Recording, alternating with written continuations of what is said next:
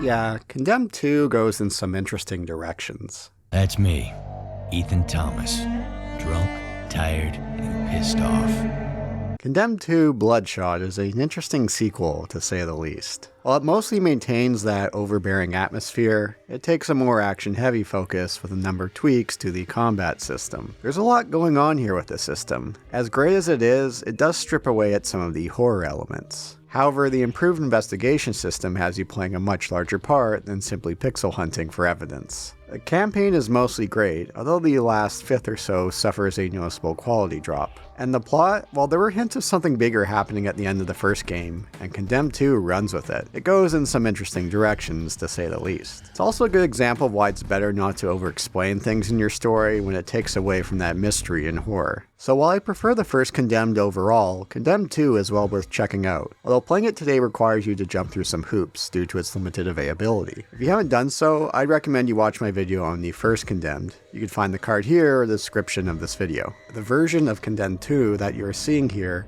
is the Xbox 360 version, using the Xenia emulator. There was no PC release, unlike the original, which was for PC and the 360. Condemned 2 was also available for PlayStation 3. Doing some digging, I couldn't get anything concrete on why this was the case. This era of the 360, the PS3, the Wii era, it mostly marked the end of the large budget PC exclusive game. Crysis, which came out a few months prior to Condemned 2's launch, is one of the last major ones. Consoles were given first priority, with PC ports mostly becoming an aftermath. Steam wasn't as prevalent as it is now, so some would theorize it may have been a piracy reason. So here we are 14 years later, why hasn't there been a PC release? Well, for that you'll have to ask Jace Hall, one of the founders of Monolith. He solely owns the IP to Condemned. This isn't like No One Lives Forever, another Monolith title, which is caught in ownership hell. Back in 2015, Jace mentioned he'd be interested in giving the IP to an indie development team looking to take the series forward. However, nothing has come out of that. I know Night Dive Studios has expressed interest in doing a PC port for Condemned 2, but again, nothing has come from that. So if you don't have a 360 or PS3 lying around, emulation is the way to go. Now, prior to playing Condemned 2, the only time I've dabbled with a 360 emulator is when the cancelled 360 GoldenEye remaster leaked in early 2021. I'm happy to report that I had next to no issues playing Condemned 2 with the default settings. Beyond this graphical glitch which popped up every once in a little while, although simply clearing the runtime caches or resetting the game did the trick.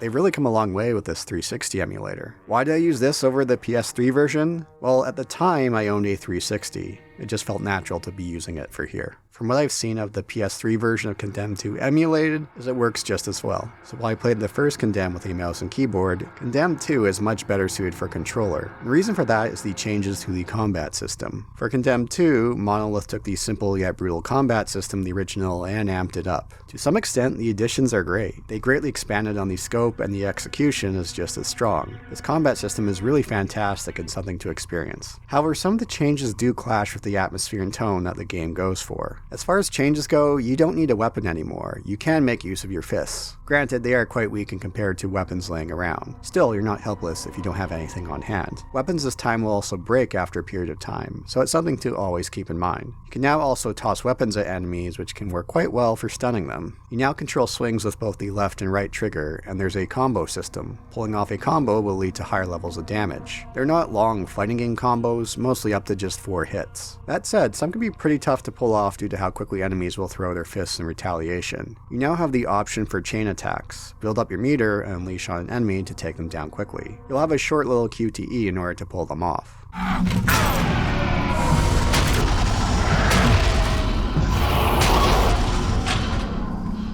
The more of these you do, you'll be able to increase the size of your meter. If you take down enemies to a certain extent, you can make use of a finishing blow. Unlike the original Condemned, where you had a few options with what Ethan would do, here in Condemned 2, it's finding something in the environment to make use of. There's plenty available here, and they're all quite brutal.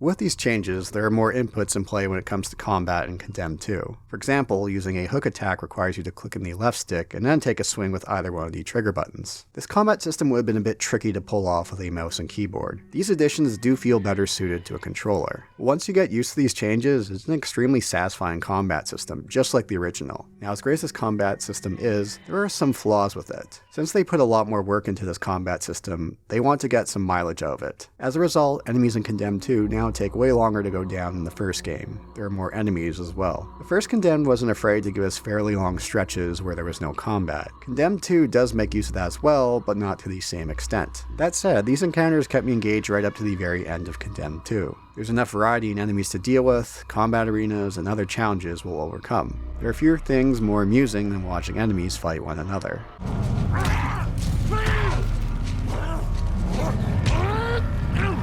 However, these changes to the combat system in Condemned 2 lead to the game losing some of the atmosphere of the original Condemned. Don't get me wrong, it's still there in droves, but it is dialed down. Some enemies take way too long to go down as a result, something the first game mostly avoided. Those short bursts of combat that served the game so well are bypassed for longer encounters in Condemned 2. As a result, hits have lost some of that oomph that the first game had in droves. Now, there is one level in Condemned 2 that's a game highlight, where the combat is at its best, and if anything, it might as well be the series highlight. It's the museum level, which takes place during a medieval exhibit. We'll have access to medieval weapons like swords and axes. Enemies go down much quicker as a result. Some enemies will be packing armor and take longer to go down, and that makes sense. Condemned 2 finds the right balance here. Plus, how could you go wrong with having access to medieval axes and swords? Overall, while the execution is great, the combat system does take away from some of the horror elements of the Condemned series. I'd love to see Monolith take a crack with this system in a more action-oriented setting, or someone else to take a look at this system for influence and implement it elsewhere. The taser returns as well in Condemned 2, but whereas the original would recharge after a period of time, here we have a limited number of shots within the level. As a result, it's much more powerful and less of a crowd control choice. Guns play a much larger role in Condemned 2, for better and for worse. We will have many more armed encounters with enemies this time around, from the Vagrant to others more trained in that line of duty. If anything, there are some sections in Condemned 2 where gunplay goes on a bit too long. If you do come across the same weapon, you could swap out the ammo, but otherwise it works the same as the first title. You need to check how much you have left manually. There is a clever little mechanic based around Ethan's aim here. The last year since the events of the first Condemned haven't been kind to him, and he's been hitting the booze hard. Back in the field, he's having some withdrawals, so his aim is quite shaky. However, if you stumble across some booze, downing it will make your aim steadier for a short period of time. Things go off. Roger that.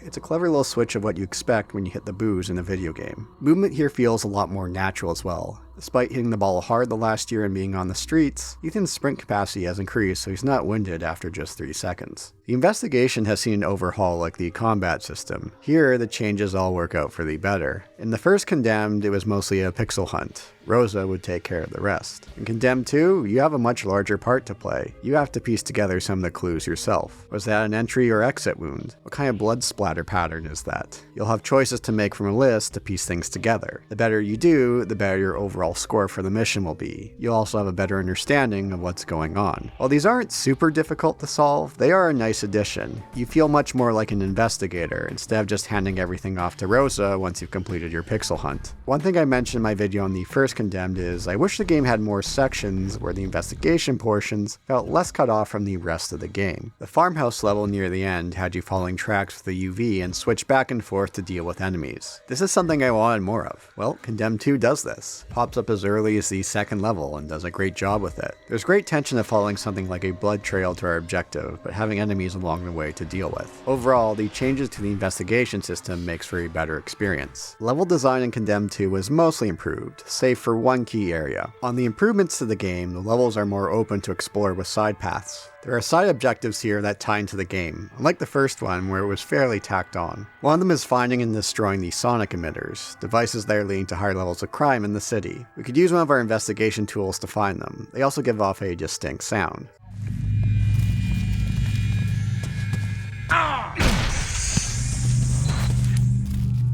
Another is coming across news reports on the TV and radios, where at some points have a chat with Ethan's demon. Forget the past, how we used you, how we destroyed your life. Find him. Like you, he knows about them, and right now, that's all you've got. These news stories have a nice little arc throughout the game of a journalist doing some investigation of what's going on at the street level with the crime. Thank you, Sarah. The streets stream out to us. They are in pain, but no one knows why. I'm going to live, eat, breathe the streets for the next few weeks. We, the public, can find out what happened. Local government can't or won't tell us. Stay tuned to City News for further live on-the-scene reports. I'm Tony Rhodes. It's nice to hear their perspectives and contrast them with our knowledge of events from Ethan's perspective. There's also player responses. Every once in a while we'll get a countdown button prompt for Ethan to give a response. Some of them are fairly amusing. Hey, screw you! Whoa, we got ourselves a mean drunk. Real grade A asshole. In a way, it feels like the publisher requested that Condemned 2 makes use of QTEs, and the developers here did the bare minimum. And that's fine by me because QTEs just tend to get in the way. Levels will also have unique optional objectives that we could do, always a great incentive to get us to explore further, and they're never out of your way to complete them and are a nice little addition. Now, I have no issue with linear games, but there were times with the first Condemned where I wish it opened up a little bit more. So it's nice to get a little more exploration here, and the level design is still fantastic and well paced out. We'll get ranked at the end of the mission. These tally up the aspects I just mentioned along with the investigations. At the end of each mission, we will receive an upgrade, such as health or a new combat move. The extent to our upgrade depends on our ranking. So where's the key area that the level design stumbles? It would be the atmosphere. As great as the atmosphere is in Condemned 2, it's not quite at the same level as it was in the first game. As I mentioned when talking about combat, having these longer encounters with more enemies does take away from the atmosphere. Combat has less of that oomph to it. And as great as the music and sound design still is, I did notice it being harder to tell where enemy placement was through sound. That's something you always had in the original. So from here on in, we're moving into spoiler territory, if you are curious about checking out Condemned 2 for yourself. I'll be covering some of the major beats, the highs, and the lows of the campaign. Van Horn, a key character from the first game who is quite cryptic in his motivations, has been murdered. He contacts Farrell from SCU to find Ethan Thomas. Farrell briefly made a voice appearance in the first game. Here, he's voiced by the same guy who did the Colonel in Metal Gear, although here he sounds like he smoked cigarettes prior to recording his lines.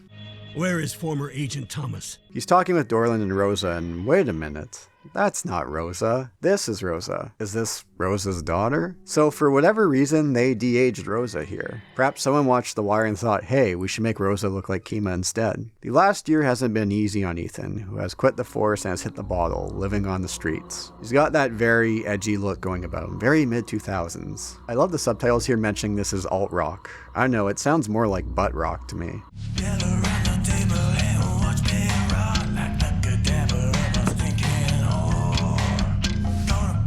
It's for you. Says his name's Malcolm Van Horn. Now, as great as this first level is, especially on the atmosphere side, there is one major issue. There are enemies we can come across here that remind me of the molded in Resident Evil 7, these molded shadow creatures. Thing is, they blend in with the background. Look, if this is a stealth game, I could dig it, but otherwise you want to make your enemies visually distinct from your environment. Report to SCU in 1 hour. You're joking. Okay, I know they need Ethan, but don't you think they should give him more time than an hour? Like, at least a week? Don't they want to give him a psych evaluation first? I mean, he's vanished for nearly a year now. Granted, I guess time doesn't permit for him to recuperate with what's going down in the city. The Cracked Den Hotel is a fantastic level in regards to that dreadful atmosphere that the first game had. This place is full of tweakers and meth heads. One of the side objectives involves destroying these makeshift meth labs. I love how Dorland is giving us shit, and the very next sentence he acts completely different. It's very jarring. What the hell's your problem, Dorland? You're a drunk and a liability. Here, take a moment to get familiar with your weapon. Now, there was a great jump scare here. Entering a bathroom, I had to check if Ethan caused a reflection in the mirror. This is the time period when mirror reflections really start to disappear from games. And here they do, and then this happens.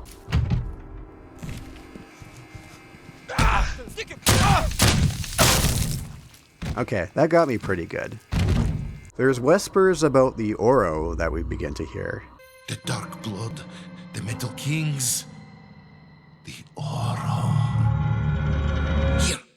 And things just get more odd from here on in. One of those being the old doll factory level. Now, I love the idea here of these exploding dolls, although it does seem to clash with what Condemned goes for. Who's been making these? The Oro? Are they going to sell these to people? Granted, it is pretty fun to make use of these dolls as grenades. There's also an enjoyable 2-part boss fight with this crazy doll lady, one part making use of the doll grenades, and the other part concludes with a gruesome ending.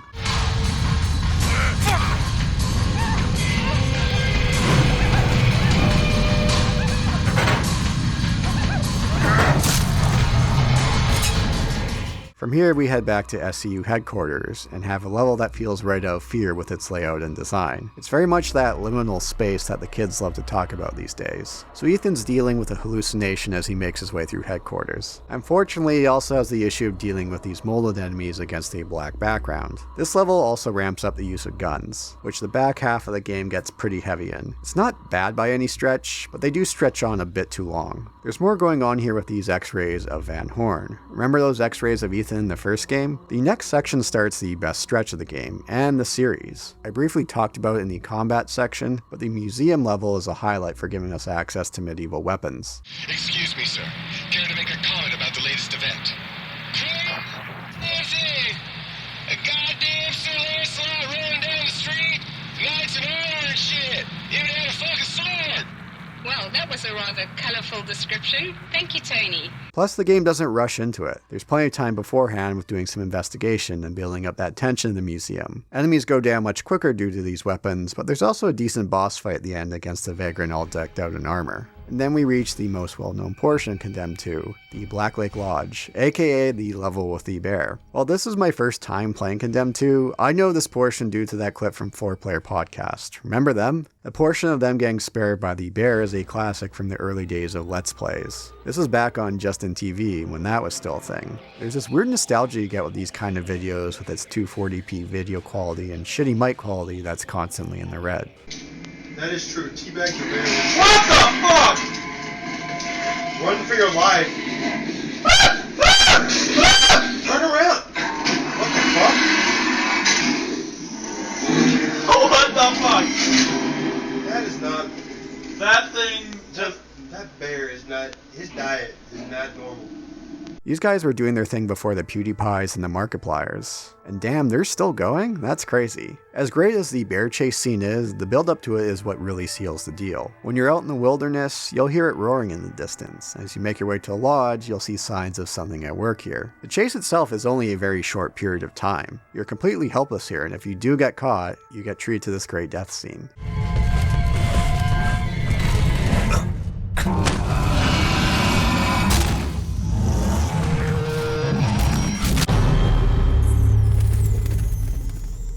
Sadly, the rest of the level doesn't live up to the bear chase. We're dealing with SCU agents out to get us, so it's very gun heavy from here on in. We use our tools to follow the trail to disable some explosives. Again, I love that they do this, of using our tools to follow these trails, but the thing is the atmosphere mostly disappears here. There's no more vagrants or bears or spooky stuff to deal with, just gun-toting SCU personnel. There's a big info dump at the end here from Van Horn about the Oro, Ethan's importance, and Serial Killer X being still alive from the past game. Yeah, he survived that gunshot to the head, whether we did so ourselves or he did, depending on which ending you chose. Thankfully, the atmosphere returns in the next level as we make our way through a bowling alley and reunite with Serial Killer X. Sadly, he once again gets the drop on us via cutscene incompetence before he's gone. The Oro's secret.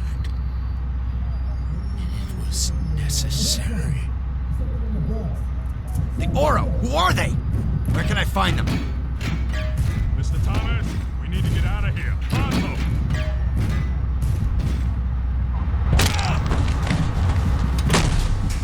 What is it with Ethan around this guy? One punch is all it takes? The bowling alley is one of the better sections of the game. It's nice to return to fighting vagrants. Plus, bowling ball is such a great weapon. But before we know it, we take a trip down memory lane and return to the school, which is right next door to the bowling alley. Yeah, this is the same school from the previous game. And it contains some of the game's most disturbing scenery, which is saying quite a bit. SKX is one sick puppy here with all these torture devices. We're here to rescue Farrell from the SCU, and the game makes use of a room that's a great gotcha moment with the butcher with your memory from the past game.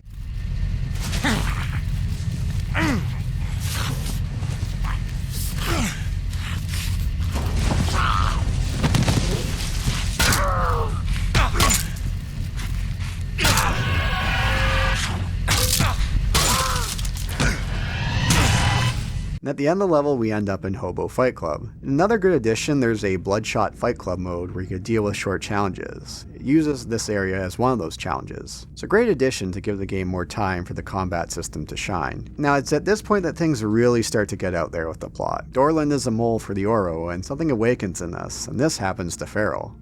Find the voice.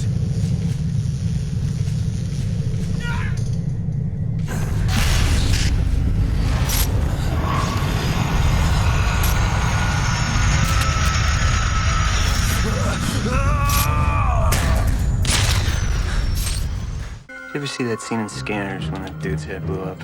From here on in, the plot goes completely off the rails, and there's a noticeable drop in level quality. The first Condemned had this with its last level, but not to this degree. The Magic Theater level feels unfinished, like they had more in mind, but they just cut it short. In all actuality, they probably should have just cut it altogether, which is too bad because I like the idea behind the level. It does give off a bit of a Bioshock atmosphere, if you will, but it amounts to about 3 rooms. We get a long info dump about the Oro from Rosa, which does take away a lot of that mystery behind them. Granted, this information comes from quote-unquote fan sites, as she says, so take it with a grain of salt. But with what we eventually come across, it looks like they got things right. Was she searching the game's equivalent of poll? There must have been a number of It's Happening threads in that case. It only gets more fantastical, more, dare I say, fucked up from here. Boy, you could say that again, Magic Man. The next section is quite a disappointment, with dealing with these big guys that feel a bit out of place in the game, and the level ends with what amounts to a turret section. In the final level, we're allowed to make use of these voice powers like we used against Farrell. Yeah, it's pretty silly to say the least. Still, guns here work just as well and don't have the wind-up required to use it, so it doesn't really make much of a difference. Ethan's demon talks to us about how he's special and that we've been protected to help bring down the Oro. Vox rememdium unis. The voice, the remedy, the one. That's what's real. Enough! I don't want to hear it. It's what you are.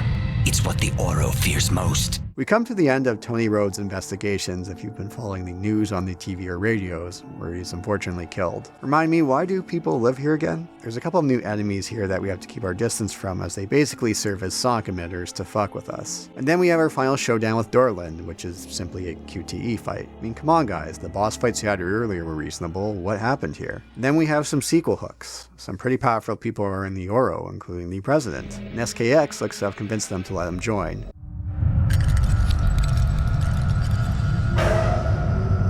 I'm ready.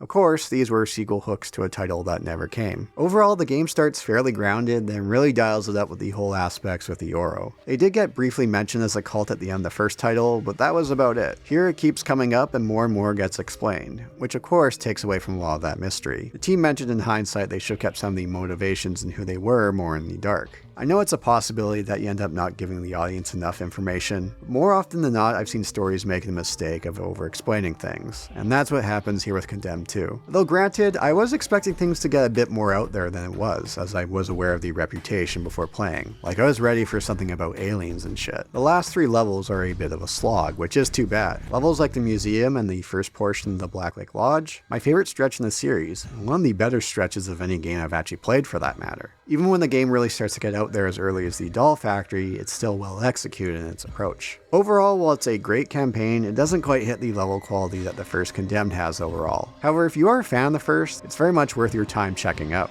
One thing that I haven't brought up until now is multiplayer. Yeah, that was something that was publisher mandated, which was fairly common at the time. In retrospectives, the team mentioned that they wish they took a harder stance here to cut it so they could focus more on the main game. That said, I have heard good things about the multiplayer, and while online play isn't currently in Xenia, a quick YouTube search shows that there is still a small community playing Condemned 2 multiplayer. Servers are still up and running. And as I mentioned at the beginning of this video, this series isn't caught up in ownership hell. Jace Hall himself owns the IP. At the very least, I'm surprised that we still haven't seen some form of remaster for the series, the second title finally receiving a proper PC port. There'd definitely be an audience for it, whether the old or a new audience to be brought attention to the series. Now, I'm not a huge fan of remasters. However, I am for games getting a remaster when they are limited to just a couple of systems, especially like here where they didn't get a PC release. So in the meantime, if you're interested, Condemned 2 is worth a playthrough, whether you do like I did and use an emulator, or you have a old 360 or PS3 still lying around. The game doesn't go for an outrageous price like some of these titles tend to do. So here's to hoping that we do eventually get a PC port, and maybe another future title in the series, or even a spiritual successor, whether from Monolith or from someone else.